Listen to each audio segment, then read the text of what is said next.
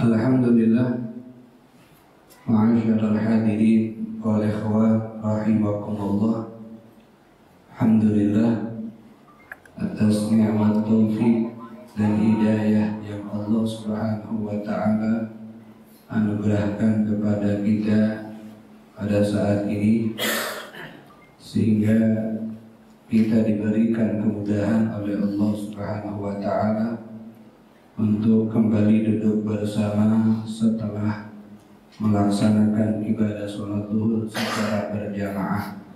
Yang mudah-mudahan kita berharap kepada Allah Subhanahu wa taala agar amal ibadah yang telah kita lakukan diterima oleh Allah Subhanahu wa taala, mendapatkan rahmat dan ridha-Nya Allah Subhanahu wa taala, dan mudah-mudahan ilmu yang kita pelajari Allah Subhanahu wa taala jadikan ilmunya bermanfaat sehingga membuat kita semakin bertakwa kepada Allah Subhanahu wa taala hingga akhir hayat, sehingga bisa wafat dalam keadaan beriman dan husnul khatimah. Amin ya rabbal alamin. Ma'asyiral hadirin wal ikhwan rahimakumullah. Alhamdulillah, kita melanjutkan daripada pembacaan kitab An-Nasaihud Diniyah wal Wasaya Al-Imaniyah, kitab yang ditulis oleh Al-Imam Abdullah bin Alawi bin Muhammad Al-Haddad. Di pertemuan yang lalu kita sudah membaca tentang 3 zikir yang sangat bagus untuk kita dawamkan, terutama di keadaan zaman yang seperti ini, yaitu adalah beristighfar kepada Allah Subhanahu wa taala untuk kita perbanyakkan. Yang kedua adalah bersolawat kepada Nabi Muhammad SAW. Dan yang ketiga yang pada siang hari ini akan kita bahas, yaitu ad-doa, untuk perbanyak berdoa kepada Allah Subhanahu wa ta'ala.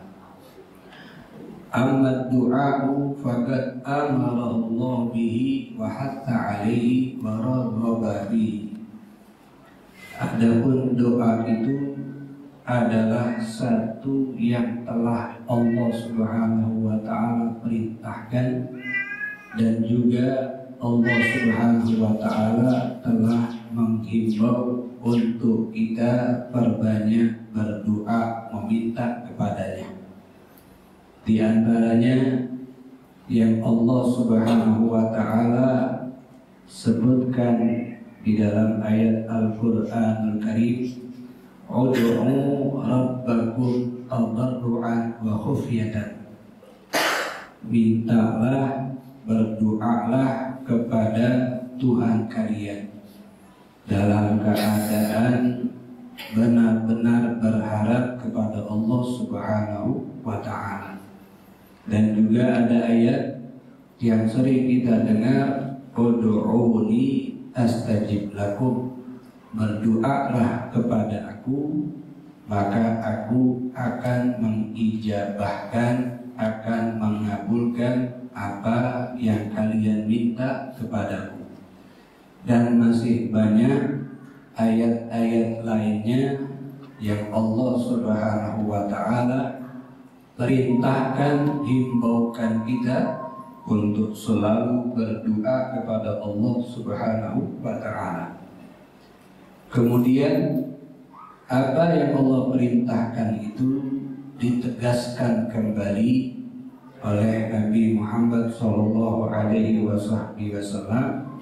tentang kehebatan atau keistimewaan daripada doa. Banyak hadis yang Nabi sebutkan tentang masalah doa.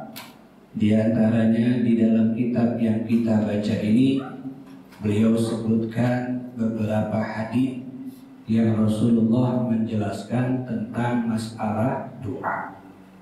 Yang pertama, Rasul Shallallahu Alaihi Wasallam mengatakan ad-du'a'u huwal ibadah.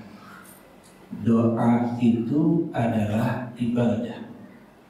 Kalaupun kita berdoa dan tidak dijabah doa kita, maka dengan berdoa itu adalah satu kemuliaan buat kita. Sebab di saat kita berdoa, kita dihitung beribadah kepada Allah Subhanahu wa ta'ala. Apalagi beliau dalam hadis yang lain mengatakan ad-du'a'u mukhul ibadah. Doa itu sumbernya ibadah, bahkan pokoknya ibadah. Sehingga segala ibadah yang kita lakukan tujuannya itu berdoa kepada Allah Subhanahu wa ta'ala, menyeru, memanggil, menyebut nama Allah Subhanahu wa ta'ala. Karena orang yang di dalam berdoa, dia menyeru, dia menyebut dan memanggil nama Allah Subhanahu wa ta'ala, kemudian baru dia sampaikan apa yang dia inginkan kepada Allah, agar Allah Subhanahu wa ta'ala memenuhi keinginan dia. Sehingga doa bagian daripada ibadah, bahkan sumbernya ibadah. Bahkan kita lihat sendiri, setiap ibadah itu pasti ada doa. Setiap ibadah yang kita lakukan pasti ada doa, termasuk sholat. Sholat itu kebanyakan yang dibaca di dalam sholat adalah doa. Makanya ibadah itu dinamakan oleh Allah dengan sholat karena kebanyakan isinya adalah doa. Sampai dalam suratul Fatihah, daripada salah satu surat yang ada di dalam Al-Quran, dipilih untuk wajib dibaca adalah Al-Fatihah. Karena di dalam ayat Al-Fatihah terdapat kalimat doa, sehingga ada kesunahan untuk mengucapkan kalimat amin setiap selesai membaca doa tersebut. Lain daripada doa-doa yang sunnahnya. Makanya jelas kalau Rasulullah mengatakan ad-du'a'u ruhul ibadah. Doa itu sumber daripada ibadah seorang hamba kepada Allah Subhanahu wa ta'ala. Kemudian kita mengetahui bahwasannya segala apa yang akan kita jumpai dan apa yang terjadi kepada kita itu sudah ditentukan oleh Allah Subhanahu wa ta'ala. Makanya ada al-iman bil qada wal qadar, beriman terhadap ketentuan Allah Subhanahu wa ta'ala. Apakah apa yang sudah Allah tentukan kepada kita, bahkan ketentuan itu sudah Allah berikan dimulai saat kita masih berada di dalam rahim ibu kita. Ketika usia kandungannya 4 bulan, sebagaimana dalam riwayat hadis, Allah perintahkan malaikat bikat bi rizqihi, mencatat rezekinya, wabikat bi ajalihi, mencatat ajalnya, masa hidupnya di atas dunia, wabikat bi amalihi, dan mencatat amalnya, apakah akan beramal baik atau buruk. Ketentuannya sudah Allah tentukan sebelum dia lahir di atas dunia ini. Sehingga apa yang Allah sudah tentukan, apakah bisa dirubah, apakah kita bisa menghilangkannya, sehingga yang tadinya ditentukan jelek menjadi baik, yang tadinya ditentukan sedikit rezekinya menjadi banyak, apakah itu bisa dirubah? Jawabannya apa yang telah disampaikan oleh Rasulullah Sallallahu Alaihi Wasallam, la yaruddu al-qada'a illa du'a'u. Tidak ada yang bisa menolak atau merubah daripada ketentuan Allah kecuali dengan doa. Doa itu adalah salah satu cara untuk apa yang sudah Allah tentukan bisa dirubah. Yang tadinya jelek bisa dihapus dan diganti menjadi baik. Makanya ketika seorang hamba selalu berdoa, berarti dia ingin apa yang telah dia minta itu selalu diberikan oleh Allah Subhanahu wa ta'ala. Para ulama menjelaskan maksud yang Nabi sampaikan ini, ketentuan Allah itu ada di Lauhul Mahfuz, atau nama lainnya adalah Ummul Kitab. Jika itu ketentuan buat hamba Allah masih tertulis di Lauhul Mahfuz, maka selama belum turun kepada malaikat yang ditugaskan untuk menyampaikan rezeki, untuk mencabut ajal, untuk menghidupkan ataupun mematikan, maka apa yang tercatat itu bisa dirubah dengan kehendak Allah ketika seorang hamba berdoa meminta kepada Allah Subhanahu wa ta'ala, yang Allahu ma yasha'u wa yuthbitu wa 'indahu ummul kitab. Allah bisa menghapuskan, Allah bisa menetapkan sesuai dengan kehendak Allah Subhanahu wa ta'ala. Dan salah satu usaha atau cara kita agar apa yang sudah Allah tentukan itu berubah sehingga diganti dengan yang baik, Nabi ajarkan salah satu caranya adalah dengan berdoa kepada Allah Subhanahu wa ta'ala. Wala yazidu fil umri illa al-birru. Dan tidak ada yang bisa menambahkan umur kecuali dengan amal-amal baik. Makanya ada beberapa amalan yang kalau dilakukan keuntungannya salah satunya adalah mendapatkan tambahan umur, seperti silaturahim, berbakti kepada kedua orang tua, bersedekah. Itu salah satu keuntungannya ziyadatul umur, bertambahnya umur. Kalau kita bertanya apa maksud bertambahnya umur, padahal umurnya kita sudah Allah tentukan. Sudah Allah tentukan berapa lama kita hidup di atas dunia ini. Para ulama kita menjabarkan maksud ziyadatul umur, bertambahnya umur yang Allah berikan sebab amal-amal baik yang kita lakukan itu ada dua makna. Makna pertama, umurnya tidak bertambah. Semisal dia ditakdirkan hidup di atas dunia selama 70 tahun, tetap dia hidup di atas dunia 70 tahun. Tapi makna tambahnya umur di situ tambah barokah daripada umurnya. Jadi walaupun 70 tahun hidupnya, tapi dia punya amal seperti orang yang hidup lama di atas 70 tahun.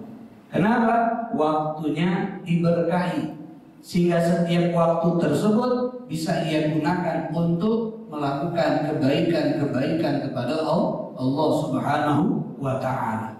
Ini makna yang pertama daripada ziyadatul umur. Makna yang kedua daripada tambahan umur adalah memang usianya ditambahkan. Yang tadinya ditentukan usianya hidup 70 tahun, karena ada amal-amal baik yang sudah dia lakukan dan amal itu diterima oleh Allah, sehingga Allah ingin memuliakan dia, ditambahkan umurnya. Dari mana usia tambahan itu? Diambil dari umur di alam barzakh. Dari umurnya di alam barzakh diambil sesuai dengan kehendak Allah untuk diberikan umurnya di dunia. Jadi asalnya itu umur yang dia gunakan di alam barzakh diambil, ditambahkan untuk umurnya di atas dunia. Ini semua dengan kehendak Allah Subhanahu wa ta'ala. Jadi tambahan umur itu bisa didapatkan, dan Nabi jelaskan dengan apa? Illa bil bir, dengan amal-amal baik. Nabi sudah menjelaskan amal baik apa saja. Silaturahim, berbakti kepada kedua orang tua, bersedekah, dan masih banyak lainnya amal-amalan yang kalau Allah ridhoi dan Allah ingin memuliakan yang mengamalkan kebaikan tersebut, akan Allah berikan ziyadatul umur, tambahan umur, baik tambah barokah ataupun memang usianya ditambahkan oleh Allah Subhanahu wa ta'ala. Kemudian ma'asyiral hadirin rahimakumullah, Rasulullah sallallahu alaihi wasallam juga mengatakan di dalam hadis tentang masalah doa, la yahliku ma'ad du'ai ahadun. Tidak akan rugi orang yang selalu hidup bersama doa. Dia orang yang semasa hidupnya selalu berdoa kepada Allah, itu tidak akan merugi. Kenapa? wa du'a'u yanfa'u bima nazala wa mimma lam yanzil. Sebab doa yang dia panjatkan kepada Allah akan memberikan manfaat kepada dia, baik ketentuan itu sudah Allah turunkan atau belum Allah turunkan. Dengan doa sudah dia mendapatkan manfaat. Apa manfaatnya? Rahmatnya Allah, pahala dari Allah Subhanahu wa ta'ala. Sebab doa adalah ibadah kepada Allah Subhanahu wa ta'ala. Cuman Nabi ingatkan, ketika berdoa itu jangan lupa pasang keyakinan kalau Allah akan mengijabahkan doa. Ketika Allah mengatakan ud'uni astajib lakum, itu jawaban, doalah kepadaku, aku ijabahkan. Nah, apa yang nanti yang Allah sampaikan itu kita tanamkan dalam hati saat berdoa, yakin kalau doa kita akan diijabah. Maka beliau katakan, ud'ullaha wa antum muqinuna bil ijabah. Berdoalah kepada Allah dalam keadaan kita meyakini doa kita akan diijabah. Berarti tidak boleh berdoa kalau ragu-ragu. Kalau berdoa kira-kira dikabulkan tidak? Nah, ini bukan satu ajaran yang Nabi ajarkan. Nabi Muhammad mengajarkan berdoalah kepada Allah dan kita yakin doa kita diijabah oleh Allah. Wa'lamu, kemudian Nabi Muhammad melanjutkan, dan ketahuilah anallaha la yastajibu du'aan min qalbin ghafilin lahin sahid. Ketahuilah, kata Nabi Muhammad, sesungguhnya Allah tidak akan mengijabahkan doanya orang yang dari hati yang lalai, hati yang ragu, hati yang tidak yakin kalau Allah akan mengijabahkan doa hamba tersebut.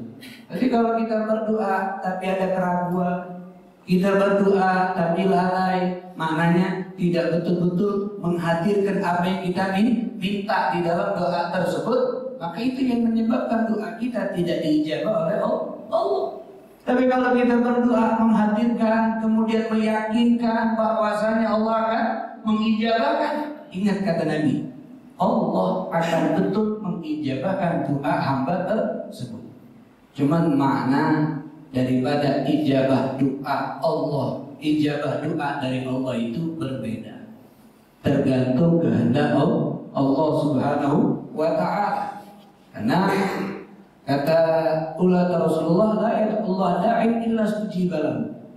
Tidaklah berdoa seorang hamba kecuali diijabahkan. Makna ijabah doa itu pertama, imma ayyu'ajjila lahu ma sa'al, disegerakan Allah berikan apa yang dia minta. Jadi sesuai dengan apa yang dia minta, itulah yang diberikan oleh Allah. Ini makna pertama dari diijabahkan doa.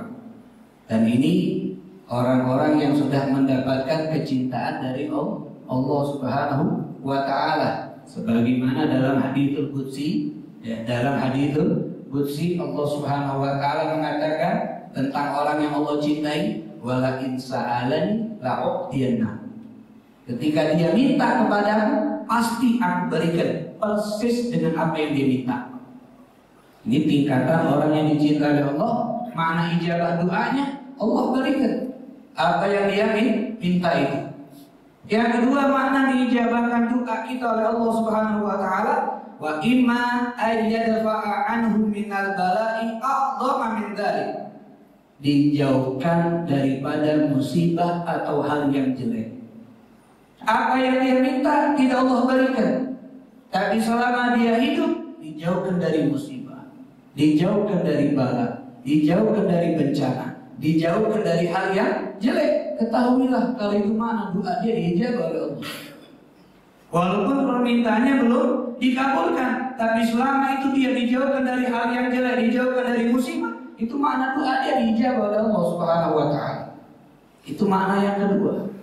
Dan wa imma ayyad dakhirahu fil akhirah, dan ada makna daripada ijabah doa, disimpan apa yang dia minta, tidak Allah berikan di atas dunia, tapi Allah simpan untuk Allah berikan kepada dia nanti di hari kiamat.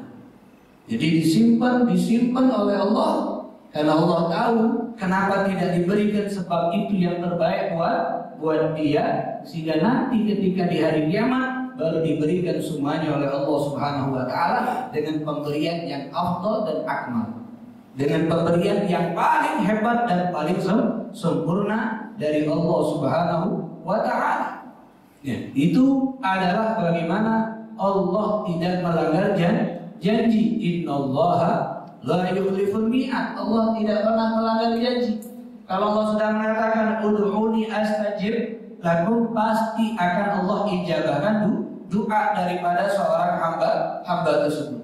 Karena Nabi itu mengingatkan, kalau kita orang mukmin, rajin ibadah, menjaga perintah Allah, meninggalkan larangan Allah, berdoa, tapi doa kita belum Allah kabulkan, maka jangan kecil hati, kata Rasul. Tetap kita minta sama Allah, tetap kita berdoa. Kenapa? Karena dalam satu riwayat Allah Subhanahu wa taala ketika seorang hambanya yang mukmin, yang soleh berdoa kepada Allah, meminta sesuatu kepada Allah, Allah katakan kepada malaikat yang ditugaskan untuk menyampaikan apa yang dia minta, amsik, tahan, jangan kau berikan dulu apa yang dia minta, karena aku senang mendengar suara dia. Karena aku senang mendengar suaranya. Tapi kalau kita lihat, kok ada orang yang tidak beriman, atau dia beriman tapi fasik, kalau minta sama Allah, Allah kabulkan, Allah mudahkan, Allah sampaikan keinginannya. Maka jangan kita lihat kalau Allah cinta dengan dia. Sebab dalam riwayat ketika ada orang yang tidak beriman, atau orang fasik, atau orang yang tidak taat sama Allah, berdoa kepada Allah, tapi Allah sampaikan, kan Allah katakan kepada malaikat tersebut, cepat-cepat kau berikan, sebab aku malas mendengar suaranya. Daripada dikabulkan doa, tapi Allah ternyata malas untuk mendengar suara kita.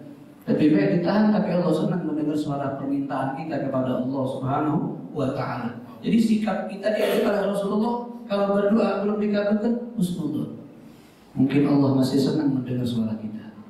Allah kepengen terus mendengar apa yang kita minta kepadanya. Tapi kalau kita berdoa dan kita tahu kalau amal kita ini belum sempurna, masih ada kemaksiatan, ternyata Allah kabulkan, takut. Jangan-jangan Allah tidak senang mendengar suara kita, sehingga Allah suruh malaikat cepat-cepat untuk menyampaikan apa yang diinginkan oleh hamba tersebut. Jadi itu bagaimana pendidikan yang hebat dari Nabi Muhammad Sallallahu Alaihi Wasallam. Kemudian ma'asyiral hadirin, di dalam doa itu yang Allah janjikan pasti dikabulkan, perlu kita perhatikan adabnya. Karena adab itu yang membantu besarnya doa itu cepat dikabulkan oleh Allah Subhanahu wa taala. Sebagaimana himbaukan ini yang Nabi arahkan dan Nabi perintahkan.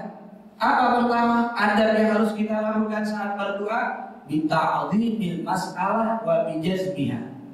Kita agungkan saat kita meminta kepada Allah dengan apa? Kita betul-betul pastikan kalau doa kita akan diijabah. Maka kalau minta, ya Allah ampunilah dosaku ya Allah, maka betul-betul dengan kalimat pasti. Jangan dengan kalimat yang digantungkan. Seperti apa kalimat yang digantungkan, kata Rasul? Allahumma gfirli in syi'ta, ya Allah ampunilah dosaku kalau kau berkehendak. Jangan. Kalau berdoa minta dengan yang pasti.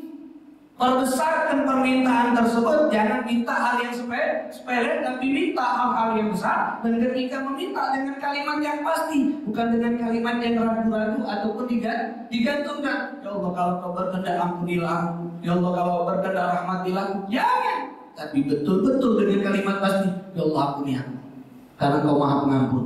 Ya Allah rahmati aku, karena kau maha yang memberikan kasih sayang besar kepada hamba-hamba. Ini yang pertama yang diajarkan oleh Rasulullah Sallallahu Alaihi Wasallam.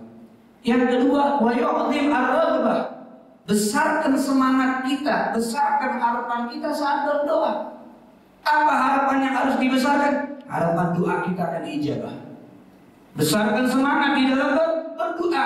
Besar semangat adalah semangat kalau doa ini adalah ibadah dan doa kita akan diijabah oleh Allah Subhanahu wa taala.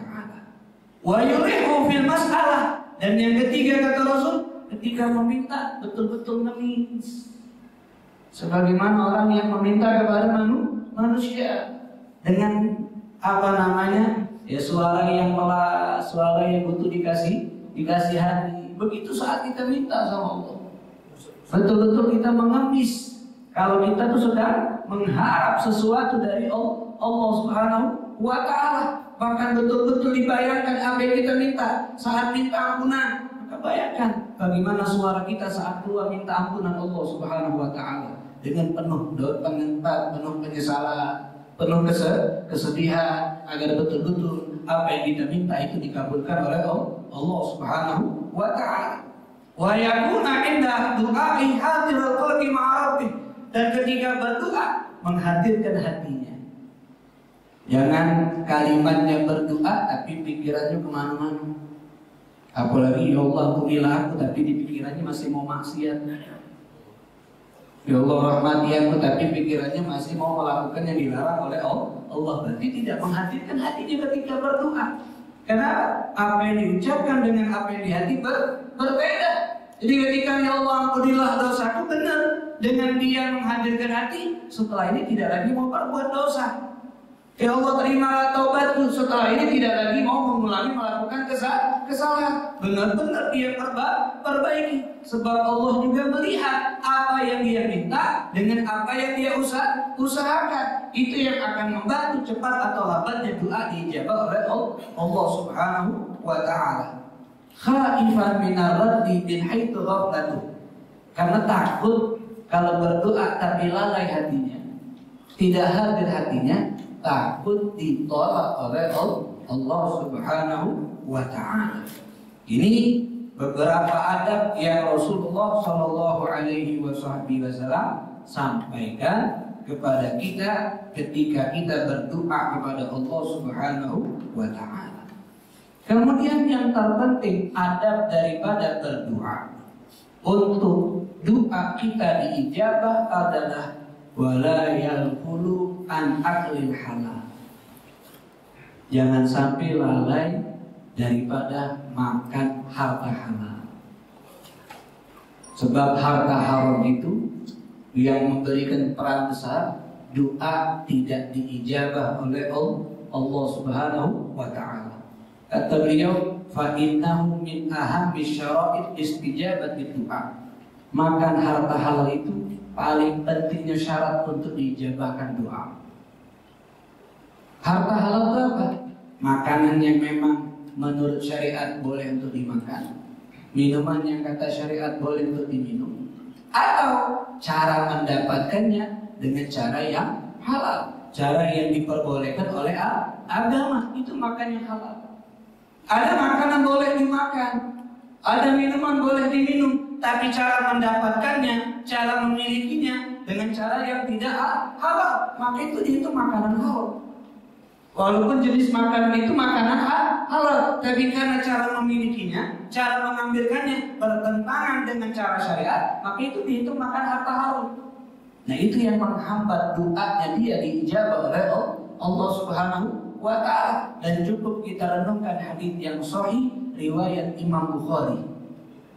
Rasulullah SAW menceritakan ar-rajul, seorang laki-laki yutilus safar, yang telah melakukan perjalanan jauh, ash'atha al-bara yamuddu yadeh, yang bajunya berantakan karena kena debu, sebab melakukan perjalanan yang jauh sehingga rambutnya pun berantakan, wajahnya pun juga jadi kotor karena perjalanan tersebut.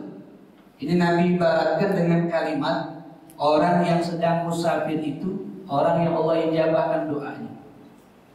Maka kalau ada orang musafir, lebih afdal dia untuk berdoa. Sebab doa orang musafir itu pasti Allah kabulkan, cepat Allah ijabahkan.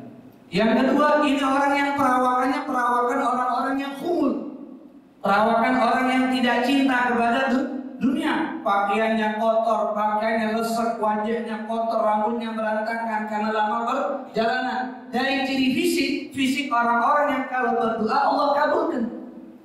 Yamuddu yadayhi, dan ini cara yang ketiga. Ketika berdoa betul-betul mengangkat kedua tangan, betul-betul berharap kepada Allah. Maka kalau doa itu jangan seperti orang malu. Mulut berdoa tapi tangan tidak mau diangkat. Karena doa itu kita minta. Orang kalau minta kan tangannya dipanjangkan. Nah kalau kita minta sama Allah hanya mulut tapi tangan tidak mau, berarti seakan-akan tidak mau mendapatkan pemberian dari Allah, seperti tidak tulus di dalam berdoanya. Yamuddu yadayhi, Nabi kabarkan dia mengangkat kedua tangannya dan dia mengucapkan kalimat Ya Rabb, Ya Rabb. Ini kalimat yang hebat. Karena dalam riwayat ketika seorang hamba mengucapkan Ya Rabb, Ya Rabb, maka Allah akan menjawab labbaika wa sa'daika. Labbaik itu jawaban ketika ada orang memanggil, labbaik. Wa sa'daika, dan kebahagiaan buatmu. Itu kehebatan kalimat Ya Rabb. Tidak tanggung dia mengucapkan kalimat Ya Rabb yang balasannya akan Allah jawab labbaika wa sa'daika. Kemudian dia sebutkan permintaannya kepada Allah, tapi ternyata tidak ada satupun doanya Allah kabulkan. Apa sebab? Kata Rasulullah, wa mat'amuhu haram. Makanan yang dia makan dari yang haram. Wa malbasuhu haram. Pakaian yang dia pakai dari yang haram. Wa ghudhiya bil haram, dan semua yang ia miliki dari yang haram. Fa anna yustajabu lahu.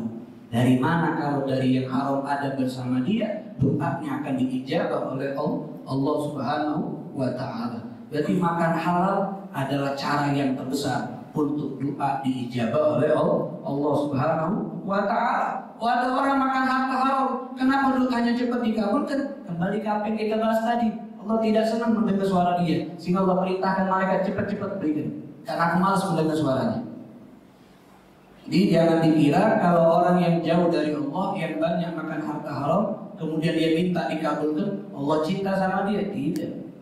Kalau Allah sudah malas untuk mendengar suaranya, kalau sudah diberikan maka dia tidak akan lagi minta sama Allah Subhanahu wa Ta'ala. Kata para ulama dari ungkapan Nabi ini, doa itu kalmiftah, seperti kunci. Doa itu seperti kunci. Wa asnanuhu lukmul halal. Dan dalam kunci itu kan ada rigi-riginya, biar bisa pas untuk membuka pintu. Dan rigi-riginya itu adalah makanan halal. Kita sudah punya kunci doa. Nah, untuk mempertajam kunci tersebut biar bisa membuka pintu yang tertutup tadi, dengan apa? Makanan halal. Makanan yang dimakan memang jenis makanan yang halal, dan cara mendapatkannya juga dengan cara yang halal. Cara yang diridhoi oleh syariat yang dibawa oleh Nabi Muhammad sallallahu alaihi wa ala alihi wa sahbihi wasallam. Kemudian ada satu riwayat kisah di zaman Al-Imam Ibrahim bin Adham. Ibrahim bin Adham itu pernah suatu hari berjalan di kota Baghdad, Irak. Sampai di sana dia mendapatkan ada sekelompok manusia sedang duduk bersama. Mereka berdiskusi, mereka membahas kenapa selama mereka berdoa tapi tidak ada satupun doa mereka yang dikabulkan oleh Allah. Padahal kan Allah berjanji, ud'uni astajib lakum. Sehingga lewat Imam Ibrahim bin Adham, mendengar apa yang mereka diskusikan, berhenti Imam Ibrahim. Kemudian mereka ketika melihat ada seorang sosok ulama besar yang mereka kenal, itu namanya Ibrahim bin Adham, mereka bertanya, wahai Imam, kenapa kami doa sampai sekarang belum dikabulkan? Bukankah Allah mengatakan ud'uni astajib lakum? Apa jawab Imam Ibrahim? Dan ini kata para ulama syarat juga untuk diijabahkan doa. Li'anna qulubakum qad matat. Sebab kalian punya hati sudah mati.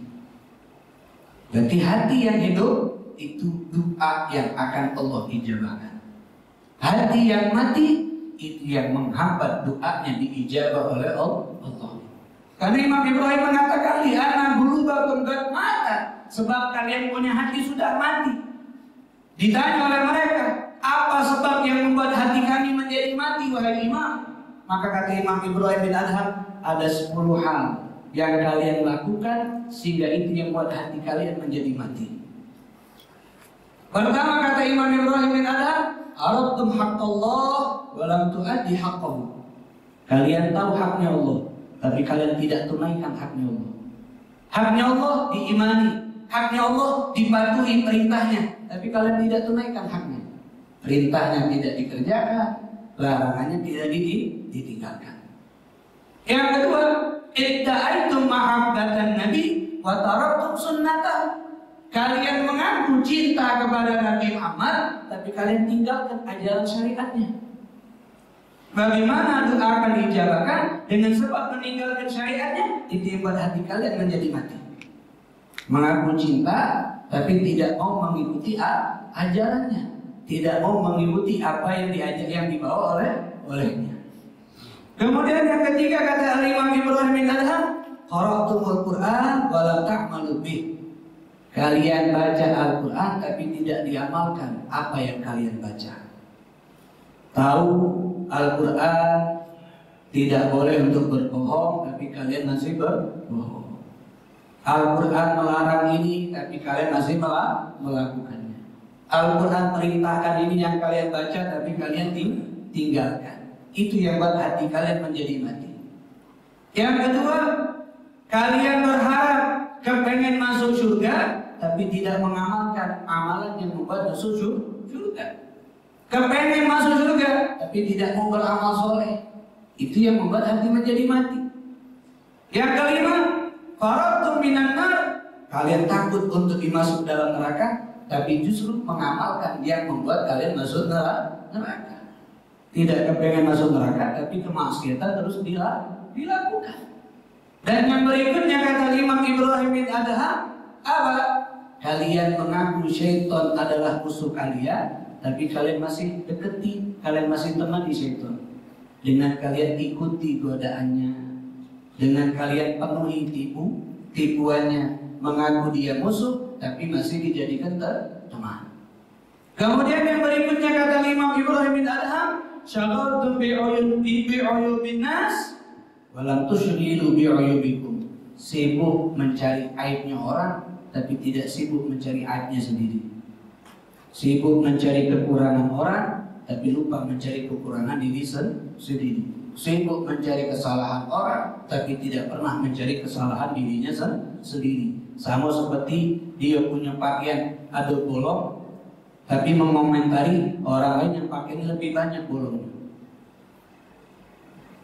Itu yang membuat hati menjadi mati. Kemudian lagi kalian tahu kematian akan datang, tapi kalian tidak mempersiapkan diri untuk menyambut kematian. Kemudian yang berikutnya, kalian ikut mengantar jenazah ketika dikuburkan, tapi kalian tidak ambil pelajaran. Kalau kalian juga akan dikuburkan di tempat yang sama.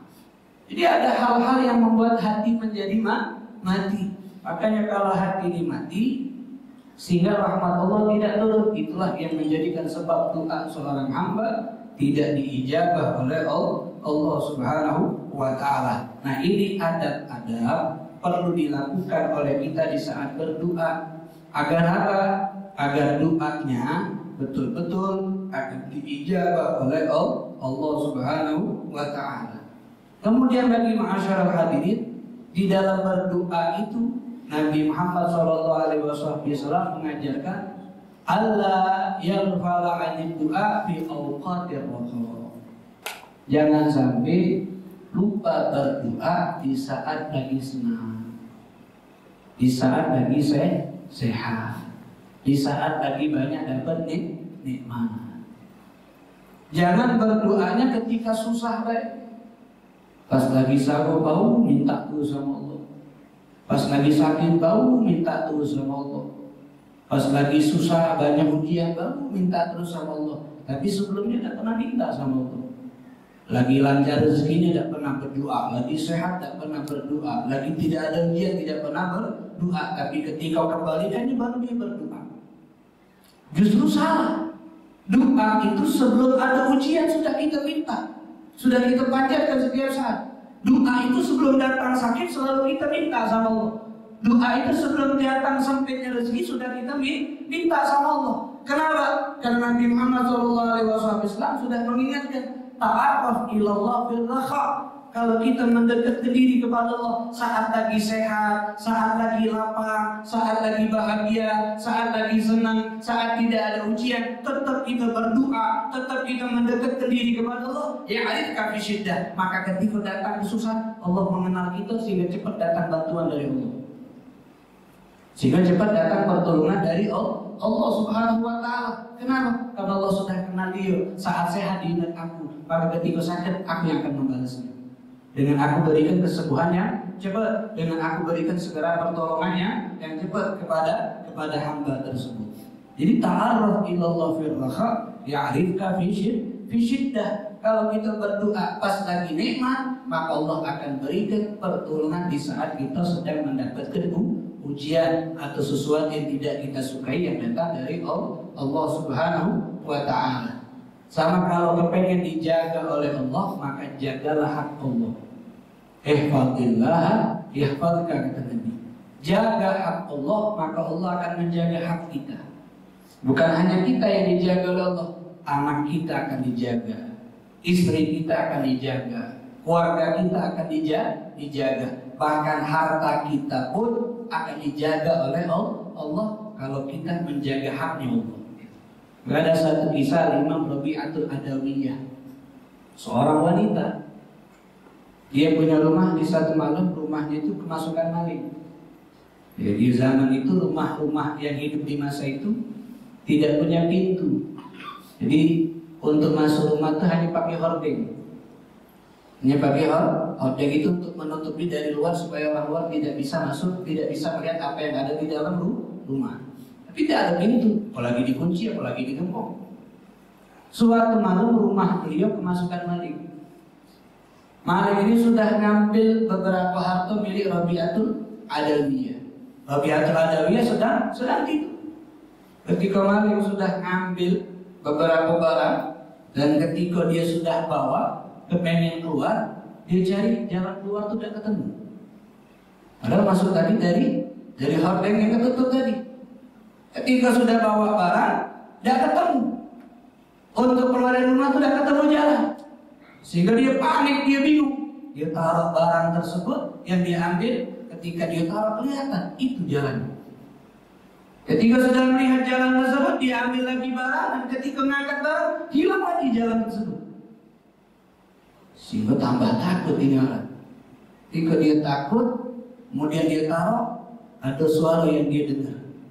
Yang punya rumah memang sedang tidur, tapi yang punya rumah menjaga hak zat yang tidak pernah tidur. Itu menjaga hak Allah Subhanahu wa Ta'ala. Maka aku jaga haknya dia. Jadi dilindungi oleh Allah. Benar apa yang Nabi sampaikan. Sehingga maling tersebut keluar tidak jadi bawa apapun. Ini zaman dulu karena jaga hak Allah aman. Itu ada hebat security lah. Kalau itu kemalingan, jangan salah ke security, jangan salah ke apapun dulu, salah ke diri dulu. Ngaku aku. Ada hak Allah yang aku tinggalkan mungkin. Ada kewajiban Allah yang aku abaikan sehingga aku dapat ujian. Karena Nabi berjanji, fadillah, kalau aku jaga hak Allah pasti Allah akan jaga hak daripada haknya aku. Begitu juga saat berdoa, jangan pas susah berdoa, pas lapang tidak lagi doa. Pas sakit minta terus sama Allah, pas lagi sehat lagi sama Allah. Pas lagi sanggup minta terus, pas lagi nikmat ya. Justru ketika sebelum datang susah, sebelum datang ujian, kita sudah menjadi hamba yang selalu meminta, berharapnya kepada Allah agar ketika datang ujian, datang susah, cepat akan Allah berikan bantuan, cepat akan Allah berikan pertolongan kepada hamba tersebut. Jadi ini begitu hebat bagaimana Nabi mengajarkan kepada kita di dalam masalah doa. Kemudian yang terakhir, beliau katakan ketika kita berdoa kepada Allah, kita minta untuk kita sendiri, dan yang terbaik untuk kita minta kepada Allah untuk diri sendiri adalah mendapatkan kebaikan dan ridha Allah serta dijauhkan dari keburukan dan murka Allah Subhanahu wa Ta'ala. Makanya ada kalimat Allahumma inna nas'aluka ridhaka wal jannah wa na'udzubika min sakhatika wan nar. Itu kalimat hebat bukan? Ya Allah, aku minta ridhomu dan surgamu. dan jauhkan, lindungi kami daripada murka-Mu dan api neraka. Ketika kita sudah minta untuk kita sendiri, minta kebaikan dunia kita, kebaikan akhirat kita, jangan lupa sisipkan masukkan di dalam doa kita, mendoakan orang lain. Mendoakan orang lain. Salah satu doa adalah mendoakan untuk umat Islam. Kenapa perlu mendoakan umat Islam? Sebab Nabi Muhammad setiap malam mendoakan untuk umatnya.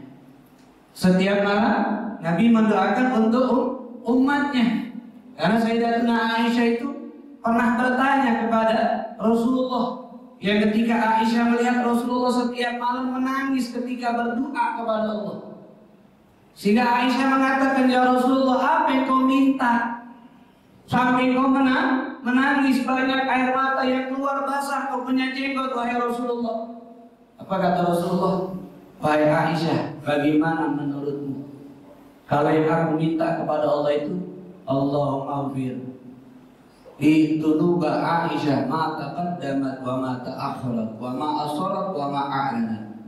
Ya Allah, ampunilah kesalahan Aisyah yang lalu maupun yang akan datang, yang ia lakukan secara sembunyi-sembunyi ataupun secara terang-terangan. Kira-kira kau tenang tidak dengan doa seperti itu? Maka kata Aisyah, bagaimana aku tidak senang wahai Rasulullah, kau mendoakan aku agar aku mendapatkan ampunan Allah Subhanahu wa Ta'ala dengan lengkap. Ketahuilah wahai Aisyah, sungguh setiap malam itulah yang kuminta kepada Allah untuk umatku. Jadi Nabi Muhammad minta setiap malam menangis agar umatnya diampuni dosanya oleh Allah Subhanahu wa Ta'ala. Makanya kita dalam berdoa jangan lupakan doa untuk umat Islam, sebab mereka adalah umat Nabi besar Muhammad sallallahu alaihi wa ala alihi wasallam. Ketika perhatian dengan umat Islam paling kecil dengan cara berdoa, berarti kita perhatian dengan apa yang diharapkan oleh Nabi Muhammad sallallahu alaihi wa ala alihi wasallam. Dan terakhir ada berdoa, mulailah doa dengan pujian. Mulailah doa dengan pujian dan mengucapkan alhamdulillah. Kemudian dilanjutkan dengan sholawat kepada Nabi Muhammad. Setelah itu kita baru sebutkan apa yang kita ingin minta. Ya alhamdulillahirabbil alamin, itu paling singkat.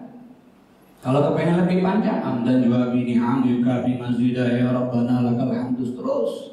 Kemudian Allahumma sholli ala sayyidina Muhammad, sholawat. Baik sholawat yang singkat ataupun sholawat yang panjang, bebas, itu pilihan. Pujian kepada Allah, sholawat, baru sebutkan isi doa. Setelah berdoa, waliyahtim du'ahu, tutuplah doanya sama seperti dia membuka. Membuka tadi dengan alhamdulillah dan sholawat, tutup juga begitu. Tutup doanya dengan sholawat dan alhamdulillah. Sallallahu alaihi sayyidina Muhammadin wa alihi wa sahbihi wasallam walhamdulillahirabbil alamin.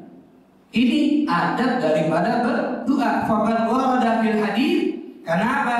Karena diriwayatkan dalam doa, orang yang berdoa mengawalinya dengan pujian dan sholawat dan ditutup dengan begitu, maka itu cara untuk cepat doanya diijabah oleh Allah. Setelah berdoa sampai selesai, maka ucapkan amin dan usapkan kedua tangannya di wajah. Jadi sunnah habis kita berdoa, usapkan kedua tangan ini di wajah kita selepas berdoa. Kecuali satu keadaan, bagi yang sholat subuh dengan membaca doa kunut. Doa kunut disunahkan mengangkat kedua tangan, tapi selepas selesai kunut tidak disunahkan mengusap wajah, tapi tangannya sunnah langsung diluruskan dan melaksanakan sujud. Hanya itu yang selepas doa tidak disunahkan mengusap wajah. Tapi selain doa ketika kunut, kapanpun dia berdoa, sunnah selesai doa usapkan wajahnya. Dan ketika isinya permintaan, telapak tangannya disunahkan menghadap ke atas. Tapi ketika isinya dijauhkan dari bala, maka telapak tangannya diarahkan ke bawah. Diarahkan ke arah bawah, seperti tidak mau menerima bala atau tidak mau didatangkan bala. Itu kan seperti orang yang menolak jangan sampai turun bala kepada dirinya. seperti kalimat Allahumma ya kafiyal bala, maka tangan posisi telapak tangan ke bawah. Tapi kalau ketika permintaan rahmat Allah, ampunan Allah, pokoknya isinya permintaan yang baik-baik, maka telapak tangannya disunahkan menghadap ke arah atas. Sebab kiblatnya doa adalah as-sama, sebagaimana kiblatnya sholat adalah Ka'bah. Dan itu yang diajarkan semuanya oleh Rasulullah Shallallahu Alaihi Wasallam. Adapun doa Nabi banyak itu disebutkan oleh para ulama, diantaranya oleh Imam An-Nawawi di dalam kitab Al-Adhkar. Itu kitab Al-Adhkar menjelaskan tentang doa semua dari Nabi. Doa keluar dari rumah, doa masuk rumah, doa ini habis sholat, doa apapun. Itu kitab Al-Adhkar itu isinya dzikir-dzikir yang sumber riwayatnya dari Rasulullah Shallallahu Alaihi Wasallam.